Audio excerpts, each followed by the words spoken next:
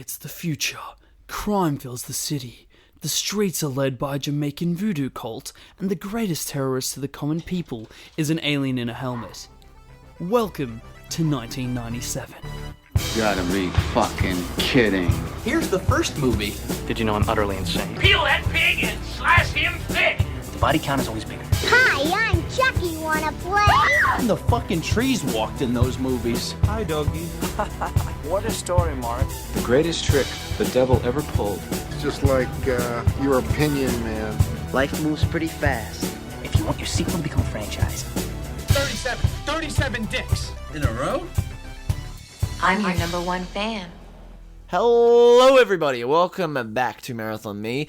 Today, me and my pal Rhys, we are going to be talking about the much beloved, the fondly remembered, I think, Predator 2. Predator 2. I can't believe that I actually have heard nothing about this movie besides that it exists. Yeah, before watching it. I have only heard bad things about this movie. I've only heard people say that it's awful. And even then, like, not that many people I know have talked about this movie, like, you know, reviewers and online fucking sites and all that. This movie is very just forgotten almost. I know, it doesn't really have much of a presence in, like, popular culture. Literally not, nah. Which I am so surprised about, because it is ridiculous. Oh, yeah, no, how is this film not talked about more? How's it not goofed on? It is fucking balls to the wall insane. Like the first Predator, you know, it's pretty action-packed and all that, but, like, that movie looks fucking tame compared to what the hell we see in this movie. A lot of movie sequels make sort of like logistical sense, and it's a natural progression from where you started off. Yeah. So, we just saw Predator, which is set in the jungle during the 80s, during some sort of war that's going on. Yeah. Where the next step for the Predator to show his face is LA in the future. In the future of 1997. 7 years in the future. That is my favorite thing about this movie, Kane. It's so stupid. It's so stupid because... this movie came out in 1990 and is set in 1997. only 7 years in the future. Bit weird. Why jump only 7 years? I guess they were worried about what the hell was going to happen then. And then...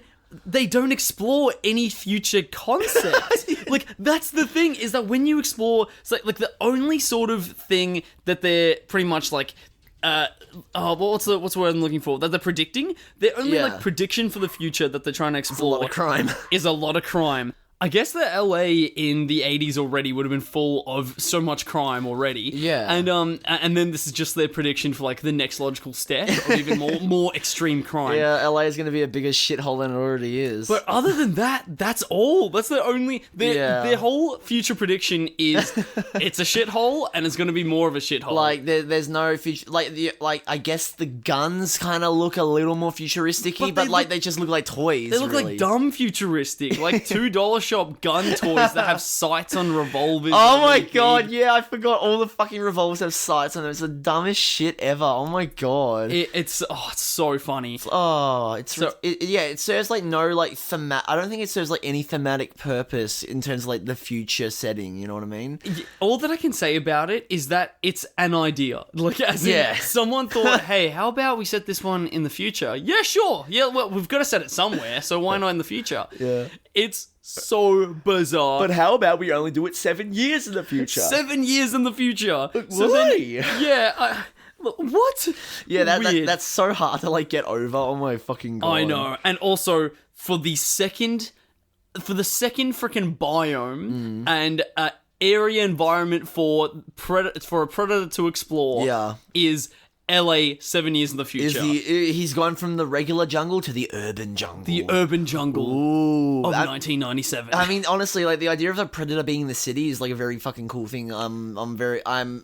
I'm not surprised that they decided to capitalize on that kind of potential, you know what I mean? Oh, definitely. Like, I'm very excited. Like, at this point, I was just so excited to see all the different biomes that Predator ends up. Well, I was just excited to not see fucking jungle again, because, you know, jungle can be a bit of a boring place and all that. I feel like that the jungle, you can't really do too much if the second one was in the jungle. Like, definitely, yeah. Like, there's not a lot of different directions you can go there. Oh, definitely. You know what's also funny is that, like, I didn't mention this in the first movie, but, like, the jungle really doesn't have any kind of character in the first Predator movie, which is like, why I think if you put the jungle in the second movie, it wouldn't work unless you give like the jungle its own kind of character. You know what I mean? Yeah, like, that's a location fair. needs to have character, and as ludicrously stupid as fucking future retro LA is, it's got a bit of a charm to it. It's got character. It is unique. All Oh right. yeah, definitely. And that is the best thing about this film. Predator, pig in the city. Before we go too much more on about this, though, here's a bit of the trailer. Los Angeles, 1997. It's the hottest summer on record. Pollution is choking the city. The gangs control the streets. It has not been a nice day. As bad as things are, they're about to get worse. Much worse.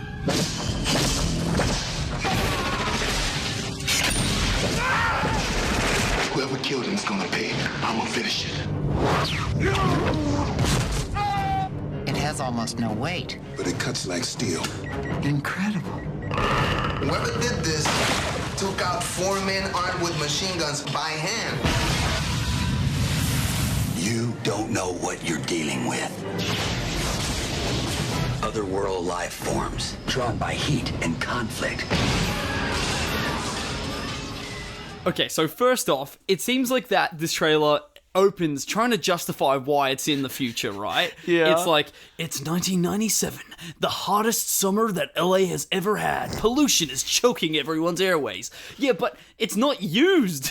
Like, it's trying to justify it right away, but then it doesn't interact with the narrative. No, it doesn't affect the plot whatsoever. The whole doesn't. pollution and hot summer and all that. It's literally a background. Apart from people looking sweaty, I guess. Yes. Like, it is a background in this movie, which is fascinating. It could have just been LA that Predator is coming into. And it says something like, already the worst place, already the worst version of our reality.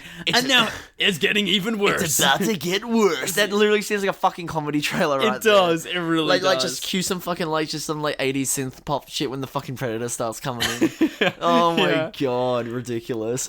Man, this movie starts so fucking quickly. Oh my god, yeah. Like, you start off with a panning shot from trees to the city, and then just, boom, gunfight. Yeah. Like just cops versus fucking gang, and it's like, whoa, okay, we're getting right into it. A giant LA riot that just feels like nonsense. Yeah. Oh my god. It just makes it. You can't follow what's going on. You're like, where am I? What is happening? Yeah, who am I supposed to be rooting for? Yeah, exactly. Who's the good guy? Who's the bad guy? Who are the fucking characters? Like, who are the main characters? You know, what the fuck's going on? So cool. I freaking loved this. Oh my god. But but at the same time, man, it is not good. Oh no, it is just nonsensical. Are you talking about the opening scene or just the movie in general? A little bit of both. Honestly. No, I can agree with you. But we're introduced to our main character, our main action hero, who is Arnold Danny Glover. Good old Danny Glover. Fuck yes. So interesting. Love that. That honestly, fucking, not a bad fucking casting choice for the next protagonist and all that. Danny Glover's, he's pretty big in like the early 90s, mid 80s and all that. Fucking Lethal Weapon and all that shit. So, it feels logical that, you get someone like him, less beefy, more kind of vulnerable, less superhuman, you know what I mean? I like as well how, I like to think that this is canon with the Lethal Weapon movies, because he is an LA cop. Yeah, oh my god, true, holy shit. Yeah, this is the prequel to Lethal Weapon, actually. This is before fucking Mel Gibson joins. Yes, yeah, exactly. Oh my god. Or is Mel Gibson the Predator? Oh shit. Yeah, the Predator starts fucking spamming out racial slurs. Fucking, oh no. So I think that this falls in between Lethal Weapon 2 and 3. Okay, alright. Yeah, so the Lethal Weapon canon goes Lethal Weapon 1, 2, Predator 2, Lethal Weapon 3, and then 4. Okay, makes sense. Yeah, and oh man, I just find this so funny. So also, we're here with our female lead, who was Elma. Oh, good old fucking Elma from Vampire's Kiss. Oh my god, I love that, and like that. I think that Vampire's Kiss would have been around this sort of time as well. That was 88, yeah. Yeah, so man, I think that she's she started popping up, I think, in some other movies that I was because I think so to tie into the last thing that what I was talking about in the last episode, she is also in The Running Man. Oh, is she? She sure is. Fuck, bro, what? And when she came up, I was like, oh no, I've got to tell people, but then I couldn't because no one that I was with resonated. Oh no, bro. So she had a pretty good going on around this like 80s to 90s transition. Also, can we just talk about complete fucking contrast of a character in Vampire's Kiss 2 compared to fucking Predator 2? Yes, true. Like, bro, she like fucking terrified of Nicolas Cage. I mean, I don't blame her being terrified of Nick Cage in that movie to fucking shooting up people and all that. She's a complete passive agent in Vampire's Kiss. Oh yeah. Who was just stalked by this strange deranged Nicolas Cage. Strange deranged Nicolas Cage is an awesome title. That's the title to it. That's the sequel to Unbearable Weight of Massive Talent. Yeah, exactly. Yeah, and then in this, she's very, very active. She sexually assaults. She sexually harasses a man. She's getting revenge on fucking. It's a revenge movie. Oh my god. For good old Alva. Oh, fucking justice for Alva, bro. Let's go. Yeah, exactly. Like, she had to get her freaking revenge. Oh yeah, definitely. And a mere 2 years later, yeah. You know, it's a shame she couldn't, kill Nicolas Cage. I mean, technically, she did kind of get a revenge on Nick Cage in that movie because her brother fucking killed him in that movie. Spoiler alert. For a 30-plus-year-old movie, but It is what it is. But this is a movie that probably I reckon Vampire's Kiss wouldn't have been that popular when it came out, but then over time would have. Oh yeah, no, it's definitely a cult classic and all that. Yeah. And so we're introduced to these gangs. Yeah. So these gang members are taking a comical amount of cocaine during the fucking during the fight scene. Literally grabbing just handfuls. Just They're taking handfuls and just stuffing their face into it. Jesus Christ, like fucking Cookie Monster type shit. A crazy amount. They're fueling themselves on cocaine and rage. These gang members. Sounds like the typical LAite. Yep. Sounds about right. No offense to anyone who's listening that is from LA. So it's just like ridiculously over the top crime. Like I like to call this crime punk. I think where it's the future and everyone has guns and there's like shootouts happening everywhere. Yeah. Maybe honestly because we're Australian, maybe America is just like this now. I feel like it might be honestly. Could be. So but for us here in Australia, nothing like this, and it's the Lord's year of 2022 now. Mm-hmm, so a whole 25 years in the future of when it predicted this is happening. Damn, man, fucking, I think we're worse off this future compared to Predator 2. Oh, I'm good, thank you, Casey. I'm okay, thank you. Casey just offered us biscuits. Bye, enjoy work. See you, Casey. So, all the guns are unnecessarily bigger than normal in the future, apparently. Bigger is better. Bigger is better and deadlier. Bigger is deadlier. Oh my god, fucking hell. And then at the end of this introduction gang fight sequence, the Predator shows up. Yeah. And it feels so weird. Yeah, it's very jarring at the start to see like just the Predator just in the city. Like it's odd, but like you get used to it. It's like, are you in the right movie? What are you doing here, man? Yeah. Oh my god. Yeah. It's just like, I mean, also he like shows up pretty early in the fucking movie as well, earlier than you'd expect. Right away. Like the first one, yeah. First scene is there. He's just like, he's like, the big city. I'm going to make it here as a hunter. Yeah, you know what I really like in this one compared to the first one? Yeah. I really like the POV of the Predator a lot better. Oh, like the fucking thermal vision and all that. I think the thermal vision looks a lot better. Yeah, it does. I think it honestly is kind of perfected in this one, not going to lie. Yeah, I think it's the perfect level. Yeah, where like, I'll talk about it in other ones, but in this one here, it probably feels the most like... the most sort of organic, most natural, Well, why I think that the Predator feels so odd in this city is because he looks very reptilian and biological. So, but then is in this strange concrete jungle. That like an animal would not fit in. Yeah. Good time to call fucking animal control. Take care of this fucking beast. Yeah. Well, what did you think of the scene, Kane? Fucking nonsense, honestly. And, that's a great way to sum up this movie. It's just absolute fucking bonkers, bro. You don't know who's the good guys and who's the bad guys in this fight scene, and then there's a bit of grey area throughout the whole rest of the movie. Anyway, I mean, like, you know, you sit down, you know, you want to watch a movie and all that, and then you're just bombarded, you're fucking assaulted with just like gun noises, fucking people falling and all, like more pratfalls. You're assaulted with people falling? Yeah, like, oh my god, it's sensory overload, honestly, at the start of this movie. It is. No lead in at all, no foreplay or anything. Like, fucking hell. After this, we're introduced to Bill Paxton being in this sequel as well. Oh, yeah. Fucking, mate. Man's been dealing with xenomorphs and fucking predators, bro. Bloody hell. Bill Paxton is the only actor to have been killed by a xenomorph, a predator, and a Terminator. Damn, man, that is fucking insane. It is pretty crazy. A legend, mate. I know. And it feels like he's playing the same character than freaking, what's his name in Aliens? Hicks. Feels like he's playing Hicks in The City. Wait, is it Hicks? No, I don't, wait, no, Hicks was Michael Bihn's character. Fucking, whatever, I don't remember his name. It might have been Hicks, I don't know. Is it Hicks? Find out.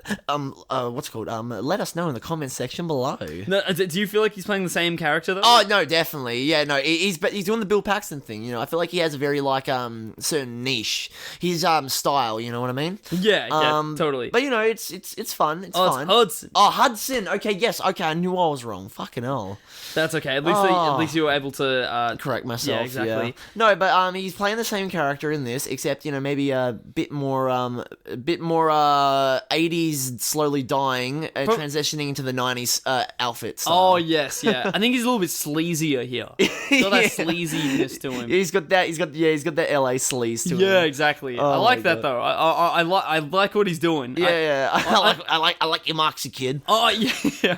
I think he has a lot of entertainment value in this. Oh yeah, well I mean, you know, and those suits. Oh, those mate. suits with those shoulders. Oh. Fresh as fuck. Exactly. So fresh, so clean. Let's go. So he's a part, like, what's his role? Is he just like another detective? I think he's like like a rookie cop, or like he was transferred from another division, I think. Okay, yeah. I have no idea, and like honestly, there's not really much to his character in this movie, from what I remember. Well, he's a part of this cop gang that has Alva from Vampire's Kiss and Danny Glover, and their whole case that they're trying to get to the bottom of is they're trying to fight King Willie's voodoo gang. Oh my fucking dude, my jaw was on the floor when I like heard that name for the first time. Me too. I literally I'm like violently tapping you on the shoulder to be like, yo, what the did you just fucking hear that? Did you just fucking hear that? Like, are we both watching? Is this the next Predator movie? Are we sure? Oh my god, dude, ridiculous. Who would think that? Like, this seems like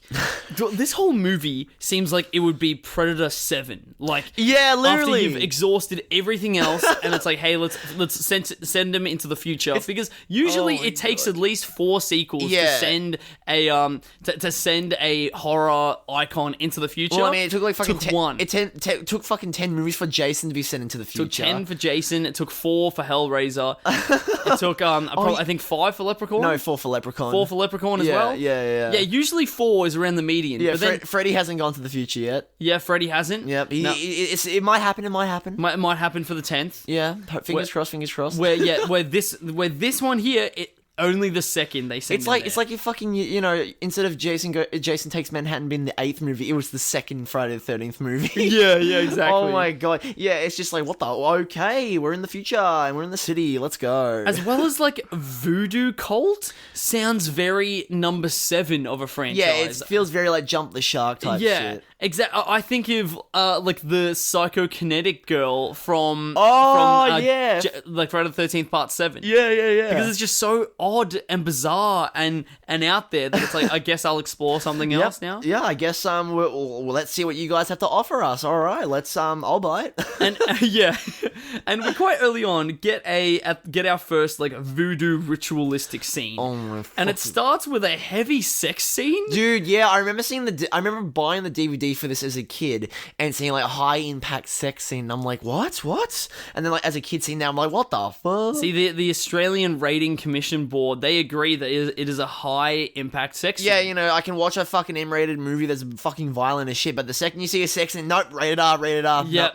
Fucking... And this naked woman that is just like naked for the rest of the scene. Oh my god, is so exploitative. It feels so dehumanizing. It's the most gratuitous freaking nudity that I've seen in an 80s movie for a while. Yeah, it feels very sleazy. It's honestly. so sleazy because she's just like a completely full frontal nude. Yeah. For the entire ritual scene. Yeah, oh my god. And the camera does not shy away from showing her body. It fucking just lingers, bro. It does. Ridiculous. It's so just vulnerable and gross, and it's like what are we watching here, man? It's so fucking weird, man. I feel like I'm watching a goddamn Lars von Trier type shit or whatever.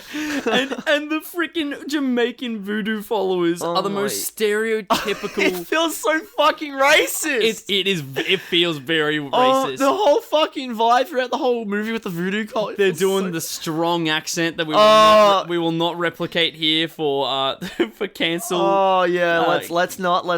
just to be safe. It is unreal. Maybe we'll play a little bit. They literally say, "Do you want to smoke some ganja?" Yeah, they do. Voodoo magic. Fucking voodoo magic, man. They literally do the fucking full stereotype, and it's like, oh, okay, Predator, you're not even being subtle, bro. Come on. That's probably what pushed them over the edge. It was the smoking of ganja. Yeah, exactly. That's why the voodoo cult's so evil. It's smoking weed. Yeah, exactly. You heard it first, guys. Don't smoke weed, or else you'll end up joining a voodoo cult. and this happens in, I think, 20 minutes through the movie. Yeah. This is still like the first act. It's again so quick. It happens very fast. Yeah. And and then already there's enough going on. There's a naked woman, there's a voodoo gang, they're trying to kill someone, they're trying to do a ritual and sacrifice, and then the Predator comes. Yep, Predator's just like, enough nudity, fuck this shit, bro. That also you think, how does this line up with the motivation of the Predator? Yeah, I don't fuck. Maybe like good on him. The White Knight here saving a woman from being because it seems like she's about to get raped. The Predator respects women. Yeah, he does. He really does. Yeah. But is also like, what are you doing here? You're not a defender of the city. Yeah. The Predator watched the Michael Keaton's Batman, and he's like, hey, I want to do that. The Predator comes in and is acting like that. Yeah. He's a freaking vigilante. A vigilante protecting LA because the police can't do it. Damn, what a fucking mad cunt. Too much crime on these streets. Predator's turned into Travis Bickle. Yeah. He's got to wash these streets. I'm not here to hunt. I'm here to clean these streets of all the filth and the muck.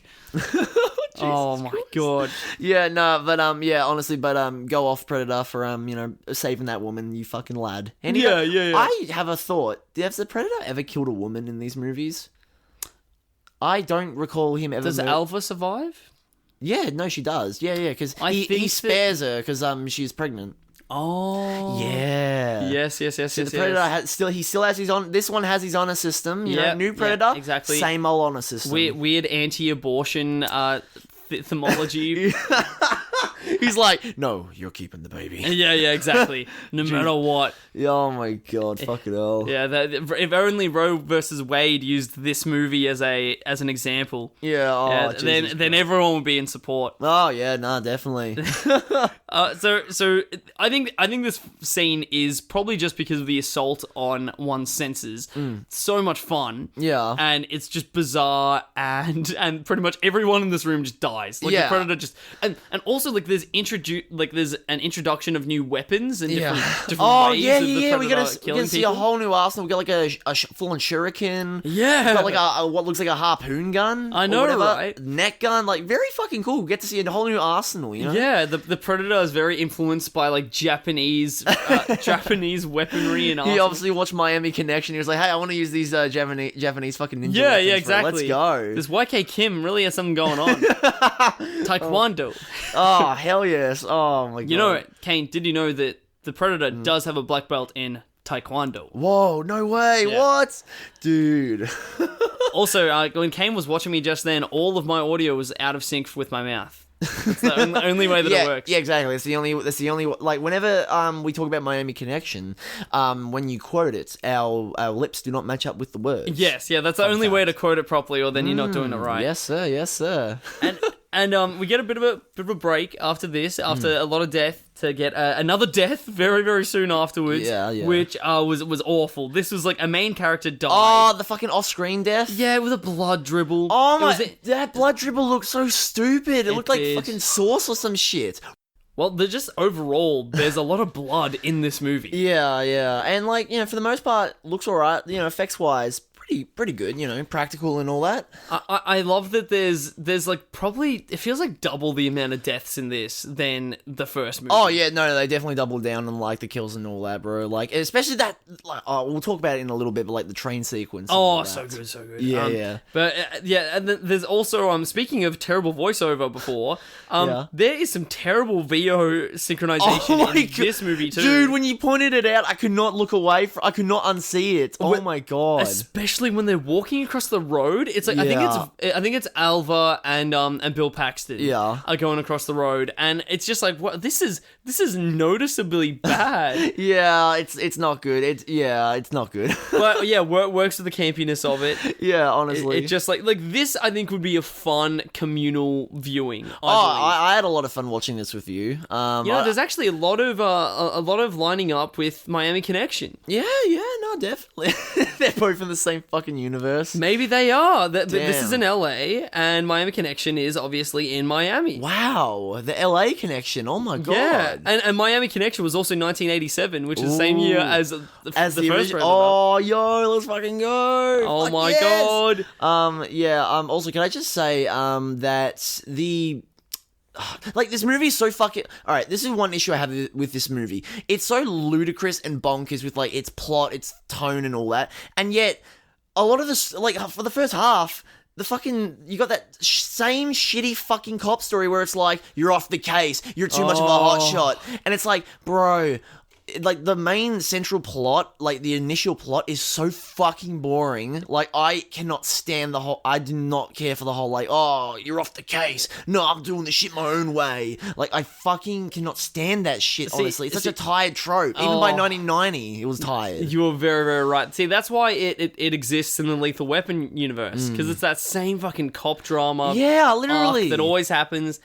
Just give me a little bit more time. It is very interesting, though, I will say, to see Danny Glover playing the hotshot cop instead of like the stoic fucking straight man. Like the grizzled sort of like, I've been in this job for a long time. Yeah, he's always doing the whole like, I'm too old for this shit kind of meme. But in this one, he's doing the whole Mel Gibson thing and all that. He's like a fucking renegade, fucking crazy cunt. I wonder if that's what it was sold to him with, because. You have to think that he just coming off of 2, maybe 3, if they had done filming or some sort of production of a third Lethal Weapon, is that they're like, okay, so how about, Danny Glover, if we give you a very similar movie, but you're the Mel Gibson, and there's a Predator in it. Honestly. And a voodoo cult of Jamaicans. Oh my god. And he's like, yeah, sure. Or did he reply with, I'm getting too old for this shit. I'm getting too old for this shit. Yeah. Oh my god. I'm sure he had fun doing this shit. I think it would be impossible not to, right? No, exactly. He was holding those goofy giant guns. It would be a nice change of pace. Yeah, no, exactly. It's and getting to kind of break his typecast and all that, not being the stoic one. And we meet King Willie. Oh my! And it's because Danny Glover's character is King Willie wants a meeting to happen. Yeah. And the first time that he gets picked up in a limo. Oh no! From like really, really gross freaking gang members. So what Kane thought when he got dropped off at the alleyway was that he thought that the whole meeting had just happened and we didn't see. Oh yeah. So it just cuts from him getting picked up, and then he gets dropped off at an alleyway to like leave, and he's the only one that gets out of the car. I'm thinking like, okay, they just cut it, because I thought like the dude offering him some ganja was King Willie, and then I'm like, okay, are they just not going to show the meeting? Are they going to like reveal it to us in flashbacks? Like what? Yeah. And then it just moves on. And it's like, no, we're meeting King Willie in an alleyway. That's cool. Okay. Well, it does sound like the place that King Willie would host most of his meetings anyway. No, it makes sense in hindsight, yeah, definitely. And he's just transported in a limo full of stereotypes. Ridiculous. Yep, love that.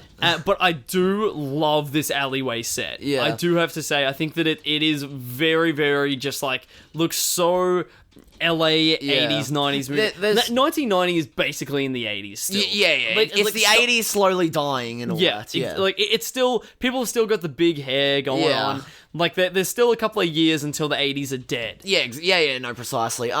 What's it called though? Yeah, there's something about like 80s and 90s movies, like their alleyways just hit different back then, you know what I mean? They like, do. Do you get what I mean though? I definitely get what you mean. Yeah. The grossness is sort of like it's a fake grossness that is really amped up. Like there is something very gross about like a city alleyway. Like Kane and I can definitely do a testament to that. Most definitely. Yeah, like my brother went to a Halloween party at a club once where he dressed up as Chucky from Child's Play, and he borrowed my shoes for it because I have very like Child's Play like shoes. Very cool. And he went into an alleyway to take a piss, and he is like stepped in literal human shit wearing those shoes. That is foul. Yeah, that is foul. Absolutely foul. So alleyways definitely are gross. Yeah, just a little bit. But like, you know, in these 80s movies, they wouldn't put shit in the alleyways. They class them up a little bit. They still have them look like very dingy and grungy and all that, but you know, give them a bit of class. But it's all about the lighting. Like they're really, like it's this really intentional fake lighting that to try and communicate that it's not well lit, but everything is so well lit. You can see everything perfectly in this alleyway. Yeah, no, definitely agree. Including all the grime that you wouldn't usually see. This meeting is pretty anticlimactic. I don't remember it whatsoever. It's just like, hey, you're that guy, right? Yeah, and that guy. Yeah, stop doing that stuff. I'm not going to stop doing that stuff. I'm not going to stop doing it, but hey, who's killing my members? I don't know. Oh, well, I don't know either. Anyway, see ya. Yeah, bye. Alright, see ya. So then he goes, Danny Glover just goes off again. Yeah, he just fucks off. Yeah, fucks off, and another guest is there and joins the meeting. A new player enters the game. Exactly. The Predator and King Willie fight. And it's skipped. Yeah, he full and pulls out a fucking samurai sword and everything. Yeah. And you're like, yo, let's go. And they did the fucking, like, the Billy death again, where, like, you know, they had this fucking cool cunt, like, about ready to fuck someone up, and then just cut to black. Cut the fight. How do they cut the fight of a freaking... the leader, drug lord of a Jamaican voodoo cult has a samurai sword to fight a predator, and they go, nah, audience won't want that. That won't be interesting. More cop drama, please. Yeah, more cop drama. Although I will say it was kind of funny. More hand in your badge and hand in your gun. You're done. I will say though that I did get a bit of a kick out of when the scene cut to the predator just holding his head, and like you could hear him scream, and like you could hear the scream fade away as like his mouth is like wide open. Like that was pretty funny. That was kind of cute. It is funny. Like it is a very, very funny scene. Yeah. And it pretty much goes straight to the next action scene. Yeah. Like it cuts right away to the train, I'm pretty sure. Oh yeah, I think it does. It goes from like you're gonna love this, but like at least they replace it with a good other action scene. Yeah, I kind of have something to say about that train scene, actually. Okay. What do you think of this? Because I think it goes wild. Everyone has a gun, and it's so funny. It starts off fucking crazy, yeah. Like, they're just, this gang is just harassing this one guy, and then he just pulls out a gun. Everyone else starts pulling out guns. Yeah. Like, oh my god. But it is crime punk, dude. Everyone does have a gun. It's America. It's America is what it is. Maybe it is just America. I think so. If a predator stepped on a train in the American subway, maybe everyone would just pull out their gun. I don't know, man. Have you seen what subways are like in fucking LA, bro? Like, I think they see a predator, they'll be like, that's not the weirdest shit I've seen this week. Yeah, exactly. All these people are just like, for fuck's sake, not again. Yeah, everyone just tries to ignore the predator. The predator's just going, and then everyone's just like, looking at their phones, pretending like he's not there. Yeah, exactly. Trying to avoid eye contact. Just think he's a junkie. Yeah. Yeah, he's just like, oh my god, fucking hell. He took a bit too much crocodile today. Yeah, exactly. Oh, Jesus Christ. So what did you want to say about this? It had a lot of potential, and like the idea is so fucking cool, but bro, it is shot like shit. Oh, it is shot terribly. Why the fuck? Okay, no, seriously, I gotta rant for a second. Okay, cool action scene idea, but why the fuck would you have a goddamn strobe light effect, giving the viewer seizures, not showing a lot of the kills clearly, like, it's fucked. It ruined it. I honestly, like, when it started going to Stroby, I was like, oh, okay, it's gonna be like this. However, there is one positive I will give. Before the Predator, I think, kills Bill Paxton, he actually does another voice recording, like the fucking laugh that he did in the first movie, where, for some reason, he recorded a kid asking him if he wanted some candy in an earlier scene. A kid offers the Predator candy, and then the Predator's like, oh, I'm gonna take this, I'm gonna record this shit, fuck yeah, bro. And then he says it to Bill Paxton, I'm like, yo, I don't like the idea of a Predator going to want some candy. Yeah. Like, doesn't that just sound weird, bro? It does feel like predators should not be around kids. Yeah, well, I think, mate, that's a bit of a hot take right there. Oh, yeah. You know what I mean. Yeah, you know which predator I'm talking about. Well, the other predator also makes sense. Yeah, no, definitely. It's one of those double meanings that both they do align. They do, they tie together. But yeah, no, honestly though, fuck that train scene, bro. It was ruined. And you can just make out that enough cool stuff is happening. Oh, I know. But you can't see the cool stuff. What a waste, honestly. What a waste. You are very right, my man, and it is upsetting. It is upsetting because there was so much potential there. Yeah, I know. And it's just fucking. It's just gives you a seizure instead. Yeah. Oh my god. And then and it's already overwhelming enough the whole rest of the movie. And then literally after that train sequence, it's just I think the last third act is just a chase scene. Like it's a literal chase scene for the last I think 40 half an hour to 40 minutes. Yeah. I nearly said Donald Glover. Donald Glover. Yeah. Good old fucking Childish. Childish Gambino. Yeah. This is America. Good old Troy in our bed going to look for fucking the Predator, bro. It's pretty relevant though that this is America. Everyone on the train with their guns. Oh damn! The old woman taking the gun out of her bag. It says a lot about our society. It really does. Oh my god, fucking hell. But yeah, before this though, it's on the train as well where Alva is. Oh yes, she's spared. Because of having a baby. Yep, the Predator is anti-abortion. He heard is it here first. That's why he has to go. Yep, exactly. Yeah, he's like, no, this is illegal. I cannot perform this abortion. The Predator faces against his biggest foe yet, pro-choice. Oh god, Predator's like, no choice. Not a fan. Predator pro-life symbol.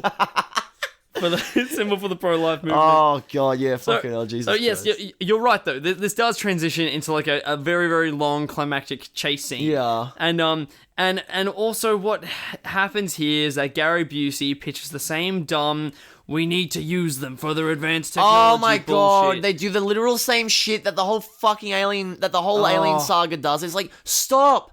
We've seen this before. Can you just fuck off? Oh, yeah, but that's also that's a very, very common trope of we have a villain that is going to be difficult to kill. Yeah. So it's we've got to use them for their power. It's a trope, but it's not a good trope, honestly. It's just we've heard this before. Yeah, exactly. It's very tiresome, especially after coming off the heels of Alien, which the Alien series, which is literally half of his fucking corporations wanting to the whole literally every movie they want to use the xenomorph and all that. So it's just fucking tiresome going into a new franchise and literally on the second entry they're doing the same shit that they did in Aliens. Oh my god, it's ridiculous. And Gary Busey pretty much gets second billing in this for this cast, I believe. And I didn't he just not engaging. I did not. No, he didn't do anything for me in this. The only engaging part of Gary Busey's character is where he becomes Mr. Freeze near the end. That's the only thing that I enjoyed because that comes out of nowhere and is fucking bizarre as hell. Oh yeah, nah, true though. Fucking when they're in the meat, the hanging meat is all around them, and just Gary Busey is now Mr. Freeze. Yeah, he's mate. It turns out they wanted to get Arnold Schwarzenegger for that role. Yeah. They were like, oh, we can't get Arnold. Oh, damn it. Well, Joel Schumacher watched that scene and was like, you know what this could use? Arnold as Mr. Freeze. Fuck yes. Is it correct that I heard, I think, from someone at work, is that Gary Busey's character was going to be played by Arnold? I think so, yes. I'm pretty sure that's what they were going to do. But obviously Arnold was like, no, I don't want to be in this. I want to be in Kindergarten Cop. Which, how funny is that if he did take the role, there would have been 2 iterations of Arnold Mr. Freeze. That would have been fucking great. In 2 totally different... prototype Mr. Freeze. Yeah, exactly. 2 totally different franchises that are both owned by Warner right now. Ooh, hell yes. Oh, are they both owned by Warner Bros? Yeah, Warner Bros. Yeah. Okay, I know Batman's owned. I didn't know that Predator was. Yeah, Alien and Predator are both Warner Bros. things. Oh, okay, that makes sense. You know, both IPs being able to join exactly. up I know that because of Mortal Kombat. True though. Okay, it makes sense. Exactly.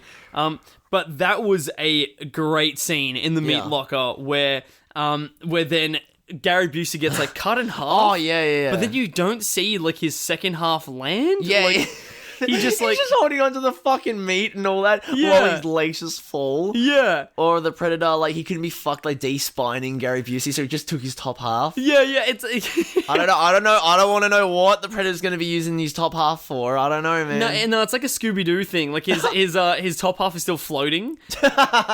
It's just there, like, Gary Busey looks down, his legs are gone, looks back up, oh no, and then drops. Zoink, Scoop! Yeah.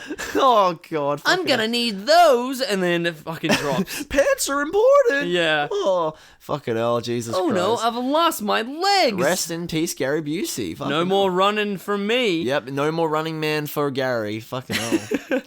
Gary won't be coming home. So, final act is like the rest of the movie, on steroids. Yeah. And is, I think, again, the best bit. Because it's just ridiculous. It's a lot of fun. It's just a fucking gauntlet of just nonsense, bro. It is, and it's just like ridiculous scene after ridiculous scene. Because what comes after this like meat locker thing is that Predator falls into a window and he's in the bathroom. Well, he loses his arm first, remember? Oh, okay. Yeah, yes. Because his own weapon because he's about to suicide. Because he's literally about to suicide bomb Danny Glover. Since Danny Glover's somehow fucking grabbing onto the Predator and all that. Like, so he's hanging off the building. Yeah. And oh no. The Predator's hanging off the building, and Predator is holding on to him. Yeah. Oh yeah. Okay, and then he's about to go do a suicide bomb thing, and then he cuts off his arm. Yeah. And then Danny Glover's like, no sewer losers here. Yeah. Exactly. And then the Predator fucking falls in the bathroom, and then makes a weird fucking like what looks like blue meth from Breaking Bad. Yeah. Then it introduces the concept of some sort of like healing crystal that he can make, and it's some weird fucking blue meth. It's a mixture of blue meth and fucking like broken pieces of fucking ceramic. Yeah. So he like punches up the fucking wall. This recipe is a very complex, strange recipe. Yeah. Do they have ceramic on the Predator's home planet? I'm assuming they do. Like maybe, or maybe it's just something that is just like I need some sort of material to make this. That's up. actually why they went to Earth in the first place. They go to harvest ceramic and all that. Yes, yeah, exactly. Yeah. It's very they're getting low on it on their on their it's planet. looking like Fallout 4 up in the Predator home world. You know, it's very rare to find ceramic up there. Yes, yeah. Oh man, fucking hell. Yeah, no, I was just like at a lost for words. I was like, what? What the fuck is this shit? And the tenants of this apartment do not realize that a Predator and because he falls in there via a pole, like an electricity pole, right? Or like a telephone pole. It was like I think a gutter pole. Or something okay. Yeah. But that crashes a hole in their brick wall into their bathroom. Yeah. And they're watching TV, the tenants of the apartment, and they're having like they're bickering and having a fight, and it's like, did you hear something? I'm gonna go check it out. What's going on here? Oh my god, fucking hell, Jesus Christ. Oh, bizarre. Yeah. And like the dog is barking at the bathroom. Yeah, the dog is barking at the bathroom door. So they didn't even realize if the dog didn't bark at them. Yeah, no. What? They're just like, don't care. Not gonna notice. We're not gonna bother. Yeah, exactly. Just I'll deal with it in the morning. I want to know who wins the episode of Price is Right. I mean, you know, you do gotta know. It is very important. And then also very nice, the Predator doesn't kill these tenants, just runs off. Yeah, he just. I mean, if anything, he does something worse. He causes property damage. Exactly. That's gonna cost an arm and a leg to fix, especially in 1997 future retro LA. I reckon at that point, because you know, if they would get harmed, then the health care would have been far worse. So they probably have home insurance, and that's probably a lot cheaper than health care. I don't know. We don't know what 1997 future retro LA looks like, so who knows? What the economy? What the state of the economy is like? The economy's got to be in the shitter, bro. Like the state 7 years, yeah, crazy. Yeah, oh mate, crazy. Yeah, honestly, on God. I reckon the health insurance would go through the roof roof because everyone is getting shot left, right, and center. Oh my god, fucking hell. and from this, so he runs off, and then Danny Glover is sort of like looking for him. Yeah. And then he goes into like the sewers. Well, what about when he fucking like enters the apartment? He's like, he talks to the old lady. He's like, "It's okay, I'm a cop." And then there was that really fucking weirdly delivered line where she's like, "I don't think he gives a shit." Oh like, yes, they're so casual about this giant fucking monster man broke into their bloody apartments, like literally punched their wall, and like the Predator's maskless at this point as well. Yes, is in the bathroom maskless, and the prosthetics and the face design doesn't look as good as the first. It still looks good, but it definitely loses a bit of the magic of the first one. He's got more of a vaginal look to his mouth. Oh yeah, like there's a very very much vaginal imagery going on in that mouth, and I think that Danny Glover even mentions this as well. Danny Glover is fucking. That's why he's running after him. He wants to fucking face fuck the alien. Yeah, exactly. Like, come in, babe. Give me that face. I haven't fucked in a while. Damn man. Oh my god. Oh, bro. Well, look. Don't cross a man when he's horny. Yeah, exactly. You wouldn't like. You're not like you when you're. That is an awful sentence. Actually, like that's terrible. That is terrible connotation. Oh no! Yeah. What the fuck? I take that back. That's terrible. Rhys is cancelled. Damn. Well, he is the one trying to go after the Predator. So there's some sort of weird sort of like sort of a negation that's going on there. Yeah. True. So. Yeah. Anyways, changing the subject. Goes into the sewer and then finds the ship. The ship is just like... No, here's the thing, though. He, like, enters the sewer to get to the ship through an elevator shaft. This elevator shaft leads into a sewer, which then leads into the alien ship. It's like, the alien... Like, did he just park... He just parked it underneath an apartment? Like, what? Okay. I think, actually, does he access it, though, via the subway tunnels? No. He, like, goes... No. So, like, how it starts, like, he goes from the subway tunnels to the meat locker to the apartment. Then he goes in the elevator shaft. He like falls in a hole. Then there's that weird shot where he just falls into a black abyss and then lands on the ship. Yeah.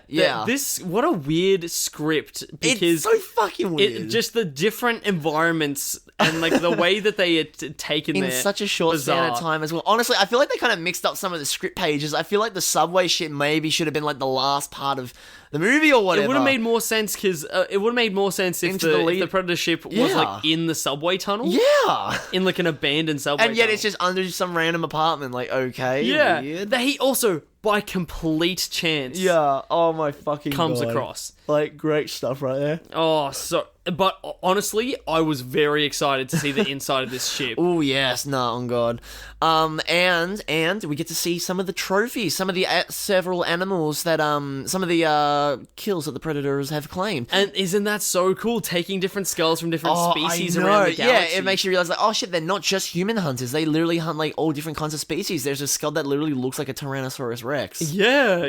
And mate, need we mention the xenomorph skull? There is a little xenomorph skull Easter egg here. I could only imagine how very cool. crazy people would have gone seeing that shit back in the 90s. They would have been hooting and hollering, I'll tell you what. Very, very cool. Oh my lord. Oh, this showdown. So the reveal of the Predators. I love. Oh yes, yeah. You're just like because after he kills the the titular predator, it's like okay, it's all done, and then you see a bunch of them, and it's like oh no, oh shit, here we go again. So cool, and and his reaction too. He's like, oh fuck. Yeah, he's literally. What did he say? Do you remember? I don't remember. It may be something like, oh, you're gonna be fucking kidding me. Yeah, exactly. I don't know. But like, there's more, you fuckers.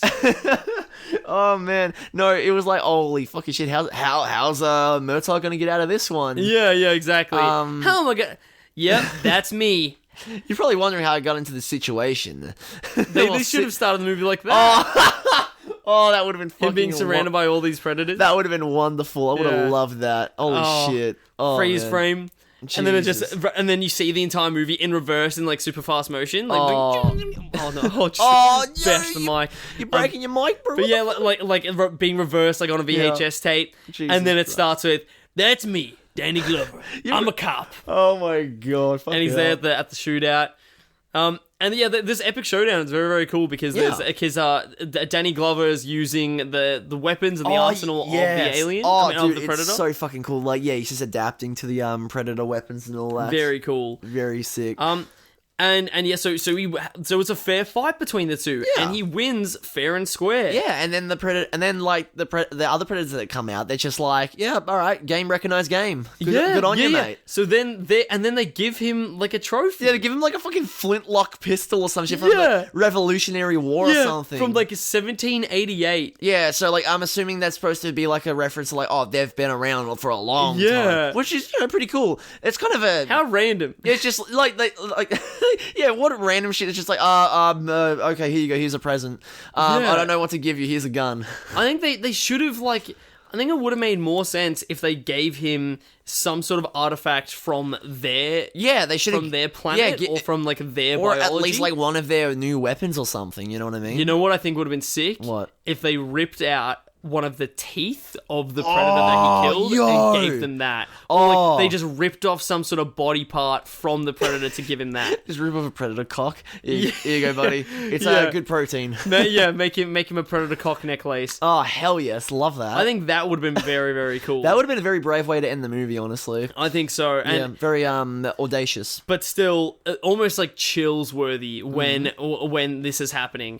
But also, I think very cool, showdown, yeah. But when I think more the like suspense of, oh my god, he's being surrounded by more predators, and then they accept him, and also they praise him, and also a lot of them have like different, and also you can tell like a lot of them are all slightly designed differently, which is so fucking nice to see. They've got like, personality. Yeah, like you could have copied and pasted them, but no, like they all look different, and like the one that gives him the pistol looks like an old. I'm pretty sure like he looked older, like it looked like a more grayer predator. Yeah, totally. Which is such a neat detail, honestly. Oh, so cool. Oh, I know, man. Opens up the potential for more predators everywhere. Oh, dude, all around the world, pretty predators. Yes, let's go. Exactly. Oh. So that's pretty much the movie, right? Yeah, basically, yeah. Like the final shot is just Danny Glover, like literally just. I love just like throughout most of this movie, Danny Glover just like looks like he literally. Like, I know he's supposed to be the renegade cop, but he literally, I think, forgets to be a renegade halfway through the movie and turns into Murtaugh from Lethal Weapon. Because he just looks so done with everyone's shit in like, later on in the movie. He is just like, because he didn't know what he was getting himself into, right? And he's like, for fuck's sake, I've got to... He has, like... He cannot help having this expression of, oh my god, I have to do this. I have to put this effort in. Oh, I wasn't supposed to be here today. Yeah, exactly. Fuck. Oh, man, yeah, nah. 3 weeks from retirement. Oh, man, fucking hell. Yeah, nah, that's, is there anything else to say about this movie? Because, like, yeah, I feel like we've talked about all the noteworthy shit, all the insane bonkers, slightly racist, slightly sleazy shit. The thing that will stay with me for the rest of time is what futuristic concept are they exploring here? Or what is the purpose? This entire movie at the end, I'm there thinking, this script could have been the same if they didn't set it in the future. Yeah, there is no point whatsoever to set it into the future apart from, hey, let's just set it into the future. Why? Yeah, I don't know, just do it. It sure is an idea, and I find that fascinating. It's an idea, it exists, and fascinating, I think, is a perfect way to describe this movie, honestly. And what is the thematic point of this movie? I feel like there is a critique on like the state of LA in this movie. I just don't know what it's trying to say about it. It's just like LA bad. Because like this movie like was released, because I think pretty sure like LA during the 90s was a pretty like heated time. Like I'm pretty sure that's when the Rodney King riots were happening at that point. But like I think I don't know American. I don't really know American history. Well, I like American history, but also like civil rights shit. You know what I mean? Like, okay. I'm not too well versed in it. And I said prohibition for some reason. I'm like completely different eras. Fucking hell. But yeah, I feel like they're trying to say something about maybe like the state of LA because you know like with civil rights being such a big thing in the 90s, but like. It's not really doing it. It's not really doing it. You know what I mean? I don't really get it because, like, is the Predator's through line that violence is justified if done honorably? Like, what is it? I just don't get it because it's like because violence is coming from every direction. Yeah, but are we supposed to respect, though, the honor in violence? Because I think that, like, I feel like that the Predator movies are, in a way, like, not villainizing the Predator too much. Do you believe? I think there's in a way, yeah. As the movies go on, you definitely get like a more like humanized kind of Predator and all that. Like with little things like with the Predator letting women go, letting people without weapons go, not killing a woman who's pregnant even though that she is a threat. Like with things like that, that is what makes me think that they're trying to paint that the Predator isn't that terrible. Yeah. Especially when in both of these films so far, there seems to be a greater evil there. In the first one, there's a greater evil of war. In this one, there's a greater evil of the violence and the crime on the streets of LA. That is true, though. That is a good way to put it, actually. But then it's like, is the Predator a good guy? But the Predator is still a mass murdering force who does kill heaps of people, heaps of things, and is the movie trying to say that violence is justified if it's honorable? Violence is being dealt with more violence. Like, what the fuck? So, there you have it, people. The moral of the story is violence is good. Violence solves violence. And we will see you next time where we talk about Predators. Hell yeah. And don't forget to check out our Facebook page at Marathon Me Official, all one word, and our Instagram, marathonme_official, to keep up to date on the podcast. And hey, if you want to get into contact with us, email us at marathonmepodc, yes, the letter C, @gmail.com. Like podcast without the ask.